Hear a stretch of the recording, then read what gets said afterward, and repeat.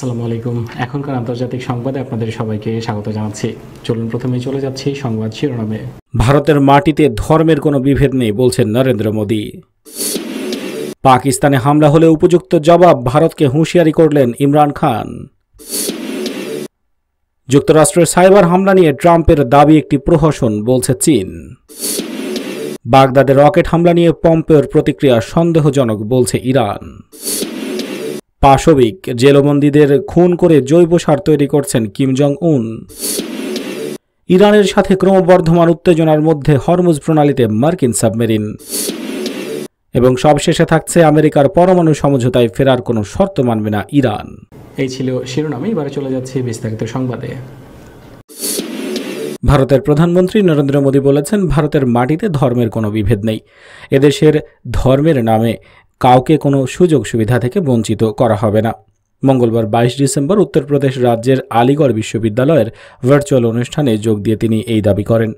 আলিগড় মুসলিম বিশ্ববিদ্যালয়ের বিষয় উল্লেখ করে নরেন্দ্র মোদী বলেন, ধর্ম সমাজের একটি অংশ, তবে একমাত্র দিক নয়। ভারতের উন্নতিতে কিছু অশুভ শক্তি বাধা দিচ্ছে, কিন্তু আলিগড় মুসলিম বিশ্ববিদ্যালয় বরাবরই আধুনিক মুসলিম সমাজ গঠনের কাজ করে চলেছে। ভারতের প্রধানমন্ত্রী আরও দাবি করেন, আমাদের সরকার 3 তালাক প্রথা বাতিল করে আধুনিক মুসলিম সমাজকে এগিয়ে নিয়ে যাওয়ার চেষ্টা করেছে। ভারতের কেন্দ্রীয় সরকার এখন মুসলিম নারীদের শিক্ষার ক্ষেত্রে বিশেষ নজর দিয়েছে। 2014 থেকে 2020 সাল পর্যন্ত ভারতের 1 কোটি মুসলিম নারীকে বৃত্তি দেওয়া হয়েছে। নরেন্দ্র মোদী বলেন, ভারতের দিকে এখন সারা বিশ্ব তাকিয়ে রয়েছে। ভারত এখন এমন রাস্তায় এগিয়ে চলেছে যে প্রতিটি নাগরিক আজ নিজের নিজের সাংবিধানিক অধিকার পাওয়ার ব্যাপারে নিশ্চিন্ত এবং নিশ্চিত। ভারতের প্রধানমন্ত্রী বলেন, করোনা মহামারীতে কেন্দ্রীয় সরকারের দেয়া খাদ্যশস্য ভারতের সব ধর্মের মানুষ পেয়েছেন।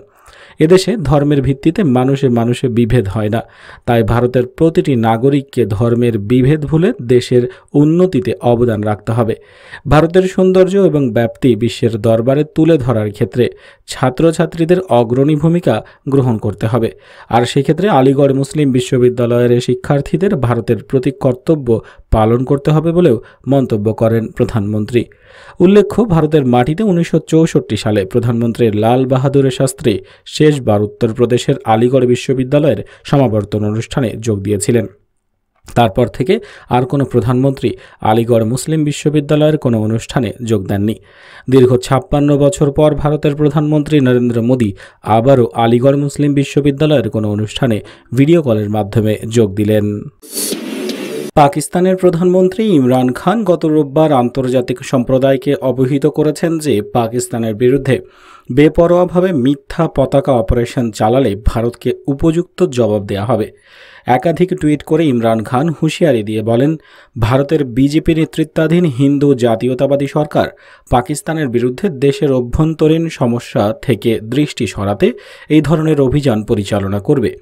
এর 2 দিন আগে পাকিস্তানের পররাষ্ট্রমন্ত্রী শাহ মেহমুদ কুরেশি সংযুক্ত আরব আমিরাত সফরে যে বলেন, তার সরকারের কাছে নির্ভরযোগ্য তথ্য রয়েছে যে ভারত তার অভ্যন্তরীণ বিষয় থেকে দৃষ্টি সরানোর জন্য পাকিস্তানের বিরুদ্ধে সার্জিক্যাল স্ট্রাইক করার পরিকল্পনা করছে এবং এজন্য তারা তাদের আন্তর্জাতিক অংশীদারদের কাছ থেকে অনুমতি পাওয়ার অপেক্ষায় রয়েছে। ভারত সরকার দেশের ভেতর বিভিন্ন ব্যাপার নিয়ে চাপে আছে। কৃষক আন্দোলন, ভাইরাস মোকাবিলা, অর্থনৈতিক দুরবস্থা, সব দিক থেকে নজর ফেরাতে বেছে নেওয়া হতে পারে সফট টার্গেট পাকিস্তানকে। সোশ্যাল মিডিয়ার মাধ্যমে ইমরান খান জানান, ভারতের হিন্দু ভাবধারায় বিশ্বাসী বিজেপি সরকার খুব তাড়াতাড়ি পাকিস্তানের বিরুদ্ধে ফ্ল্যাগ অপারেশন করার প্ল্যান করে রেখেছে। নিজেদের আন্তর্জাতিক পার্টনার আমেরিকা, ইসরায়েল এদের থেকে গ্রিন সিগন্যাল পাওয়ার অপেক্ষায় রয়েছে ভারত। পেলেই লোক দেখাতে মিথ্যা ফ্ল্যাগ অপারেশন করা হতে পারে। পাকিস্তানি প্রধানমন্ত্রী জানিয়েছেন, এবছরই ভারতের তরফ থেকে বহুবার সিজ ফায়ার লঙ্ঘন করা হয়েছে। পাকিস্তানি সেনা ছাড়াও সাধারণ গ্রামবাসী মারা গেছেন এই গোলাগুলিতে। এরপর আন্তর্জাতিক মহলের কাছে তিনি জানিয়েছেন, আমি পরিষ্কার করে দিতে চাই, ভারত যদি নিজেদের সীমা অতিক্রম করে পাকিস্তানের উপর আঘাত হানার চেষ্টা করে, সার্জিক্যাল স্ট্রাইক বা অন্য কোনো ধরনের হামলা করার পরিকল্পনা করে থাকে, তাহলে তার মূল্য চোকাতে হবে তাদের। সেক্ষেত্রে পাকিস্তানের পক্ষ থেকে সমুচিত জবাব দেয়া হবে। পাক সামরিক বাহিনী সব দিক থেকেই প্রস্তুত আছে। দেশের মানুষ পর্যন্ত লড়াইয়ে নামতে তৈরি। ভারতেই কাজ করলে তাদের প্রায়শ্চিত্ত করতে হবে। উল্লেখ্য, দুদিন আগেই পাকিস্তান অভিযোগ তুলেছিল ইউনাইটেড নেশনস অবজারভারদের গাড়িতে গুলি চালিয়েছে ভারত। ইউএন তা স্বীকার করেছে। রাওয়ালকোট সীমান্তের কাছে ভারতের দিক থেকেই তাদের গাড়িতে কিছু একটা লেগেছিল। ব্যাপারটি অনুসন্ধান করছে তারা। ইমরান খানের পাল্টা জবাব অবশ্য এখনও দেয়নি ভারত। যুক্তরাষ্ট্রে সাইবার হামলা নিয়ে দেশটির প্রেসিডেন্ট ডোনাল্ড ট্রাম্পের দাবিকে একটি প্রহসন বলে অভিহিত করেছে চীন। বার্তা সংস্থা এএফপির প্রতিবেদনে এই তথ্য জানানো হয়েছে। চীন সোমবার বলেছে, যুক্তরাষ্ট্রের সাইবার হামলা নিয়ে প্রেসিডেন্ট ট্রাম্প টুইট করেছেন। তিনি তার টুইটে হামলার বেইজিংয়ের জড়িত থাকার কথা বলেছেন। তার এই দাবি প্রহসন, যা রাজনৈতিক উদ্দেশ্য প্রণোদিত। সম্প্রতি যুক্তরাষ্ট্রের বিভিন্ন সরকারি প্রতিষ্ঠানের বড় ধরনের সাইবার হামলা হয়। একে যুক্তরাষ্ট্রের ইতিহাসে সবচেয়ে বড় সাইবার হামলা বলা হচ্ছে। এই হামলা ইতিমধ্যে নিয়ন্ত্রণে আনার কথা জানিয়েছেন প্রেসিডেন্ট ট্রাম্প। ট্রাম্প প্রশাসনের মূল্যায়ন হলো এই সাইবার হামলার পেছনে রাশিয়ার হাত রয়েছে, তবে রাশিয়া তা অস্বীকার করেছে। এদিকে ট্রাম্প টুইট করে দাবি করেছেন সাম্প্রতিক সাইবার হামলায় চীনও জড়িত থাকতে পারে, তবে ট্রাম্প তার এই দাবির ব্যাপারে কোনো তথ্য প্রমাণ উল্লেখ করেননি। ট্রাম্প সাইবার হামলার জন্য চীনকে দায়ী করলেও তার পররাষ্ট্রমন্ত্রী মাইক পম্পেও বলেন ভিন্ন কথা। এক সাক্ষাৎকারে পম্পেও বলেন, আমরা এটা পরিষ্কারভাবে বলতে পারি যে এই ঘটনায় রাশিয়ার হাত রয়েছে। চীনা পররাষ্ট্র মন্ত্রণালয়ের মুখপাত্র ওয়াং ওয়েনবিন যুক্তরাষ্ট্রে এই সাইবার হামলায় বেইজিংয়ের জড়িত থাকার অভিযোগ সরাসরি নাকচ করেছেন। এক সংবাদ ব্রিফিংয়ে তিনি বলেন, সাইবার হামলার বিষয়ে যুক্তরাষ্ট্রের অভিযোগ গুরুতর নয়, আর তাদের অভিযোগ স্ববিরোধীও। ওয়াং ওয়েনবিন বলেন, চীনের বিরুদ্ধে যুক্তরাষ্ট্রের অভিযোগগুলো বরাবরই এক ধরনের প্রহসন। এগুলো রাজনৈতিক উদ্দেশ্য প্রণোদিত। চীনা পররাষ্ট্র মন্ত্রণালয়ের মুখপাত্র পাল্টা অভিযোগ করে বলেন, সাইবার নিরাপত্তার ইস্যুটিকে যুক্তরাষ্ট্র রাজনীতিকরণ করেছে। তারা চূড়ান্ত প্রমাণ ছাড়াই ক্রমাগত মিথ্যা তথ্য ছড়িয়েছে। চীনের ভাবমূর্তি নষ্ট ও আন্তর্জাতিক সম্প্রদায়কে বিভ্রান্ত করার প্রয়াসে তারা এসব করে চলেছে।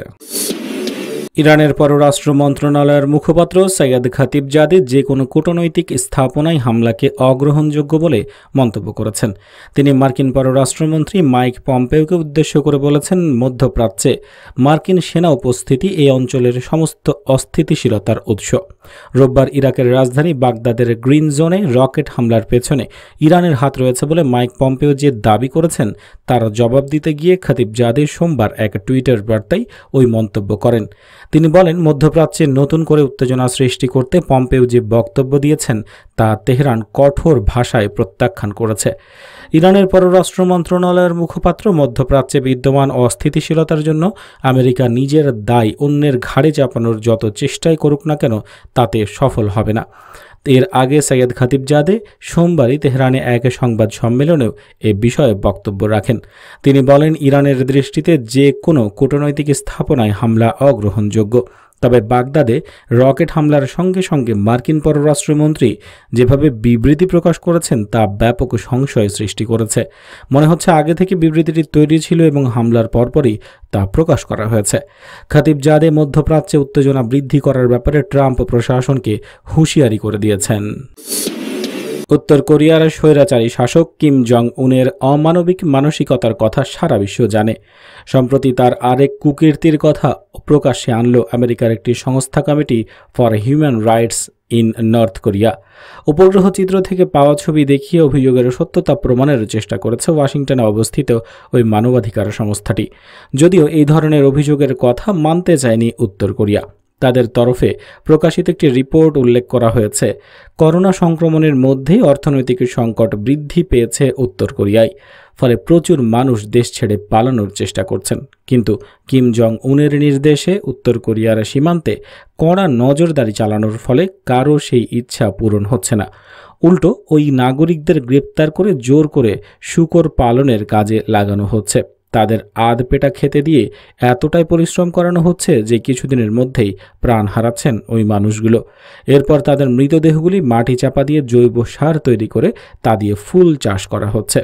মার্কিন ওই সংস্থার এক বিশেষজ্ঞ উপগ্রহ চিত্রটি বিশ্লেষণ করে দাবি করেছেন, উত্তর কোরিয়ার রাজধানী পিয়ংইয়ং থেকে 30 মাইল দূরে দ্য চংসান নামে একটি ক্যাম্প রয়েছে।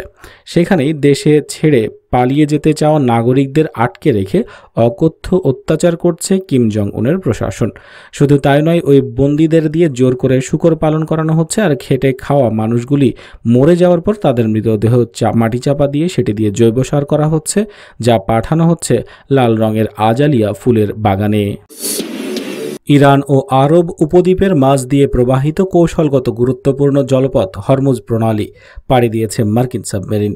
এতে আমেরিকান পারমাণবিক জ্বালানি দিয়ে পরিচালিত ক্ষেপণাস্ত্র রয়েছে। ইরানের সাথে ক্রমবর্ধমান উত্তেজনার মধ্যে সোমবার যুক্তরাষ্ট্রের নৌবাহিনী খবরটি নিশ্চিত করেছে। বাহরাইনে অবস্থিত যুক্তরাষ্ট্রীয় নৌবাহিনীর ৫ম নৌ ক্যাম্প থেকে জানানো হয়েছে, ওহিও ক্লাস ক্ষেপণাস্ত্রবাহী সাবমেরিন ইউএসএস জর্জিয়া ছাড়াও 2টি যুদ্ধজাহাজ হরমুজ প্রণালী পাড়ি দিয়েছে।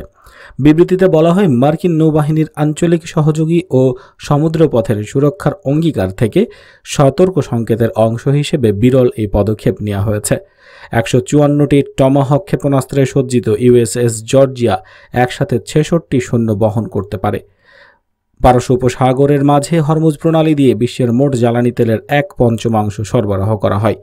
নভেম্বরে ইরানের পরমাণু বিজ্ঞানী ডাক্তার মহসিন ফখরিজাদের হত্যার পরপরই মার্কিন নৌবাহিনীর বিরল পদক্ষেপকে এই অঞ্চলে মার্কিন সামরিক শক্তির প্রভাব প্রদর্শনের অংশ হিসেবে মনে করা হচ্ছে। অপরদিকে ইরানের প্রভাবশালী আল কুদস ফোর্সের সাবেক প্রধান মেজর জেনারেল কাসেম সোলাইমানি হত্যাকাণ্ডের 2 সপ্তাহ আগে যুক্তরাষ্ট্র এই অগ্রগতির মাধ্যমে ইরানকে সতর্ক করে দিয়েছে। পারস্য উপসাগর, ওমান উপসাগর এবং ভারত মহাসাগরের কিছু অংশ সহ মোট 2.5 মিলিয়ন বর্গমাইলের সমুদ্রভাগ বাহরাইনের মার্কিন 5ম নৌবহরের আওতাধীন রয়েছে। ইসলামী প্রজাতন্ত্র ইরানের আণবিক শক্তি সংস্থা বা AIE এর প্রধান আলী আকবর সালেহি বলেছেন, পরমাণু সমঝোতায় ফিরে আসার ক্ষেত্রে আমেরিকার কোনো শর্ত মানবে না তেহরান। সোমবার ইরানের ইন্তেখাব বার্তা সংস্থাকে দেয়া এক সাক্ষাৎকারে তিনি এই মন্তব্য করেন। জো বাইডেন আমেরিকার প্রেসিডেন্ট নির্বাচিত হওয়ার পর ওয়াশিংটনের পরমাণু সমঝোতায় ফিরে আসার সম্ভাবনা কতটা, এমন এক প্রশ্নের জবাবে সালেহি বলেন, সম্প্রতি জো বাইডেন এবং তার জাতীয় নিরাপত্তা উপদেষ্টা সহ কয়েকজন উপদেষ্টা পরমাণু সমঝোতায় ফেরার ব্যাপারে আগ্রহ প্রকাশ করেছেন। তাদের এই ফিরে আসাকে আমরা স্বাগত জানাই, কিন্তু এই ফেরাটা অবশ্যই নিঃশর্ত হতে হবে। আলী আকবর সালেহি বলেন, ইরানি কর্মকর্তারা বারবার বলেছেন, যেসব শর্তের ভিত্তিতে পরমাণু সমঝোতা সই হয়েছিল সেই সব শর্তের উপর যদি আমেরিকা সমঝোতায় ফিরে আসে তাহলে তাদেরকে স্বাগত জানানো হবে। পরমাণু সমঝোতায় নতুন শর্ত আরোপ করা কোনো প্রশ্নই ওঠে না। তবে আমেরিকা আসলে কি করতে চায় তা দেখার জন্য আমাদেরকে অপেক্ষা করতে হবে। বন্ধুরা, এই ছিল এতক্ষণ পর্যন্ত সংবাদে। আশা করি আপনাদের ভালো লেগেছে। ভিডিওটি অবশ্যই লাইক করবেন, খবরটি আপনাদের বন্ধুদের সাথে শেয়ার করবেন। চ্যানেলে সাবস্ক্রাইব করে না থাকলে এক্ষুনি চ্যানেলে সাবস্ক্রাইব করে বেল আইকনে ক্লিক করুন নিয়মিত আপডেট পাওয়ার জন্য। কমেন্ট বক্সে আপনার মূল্যবান মতামত জানাতে ভুলবেন না। দেখা হচ্ছে পরবর্তী খবরে। ততক্ষণ পর্যন্ত ভালো থাকবেন। আল্লাহ হাফেজ।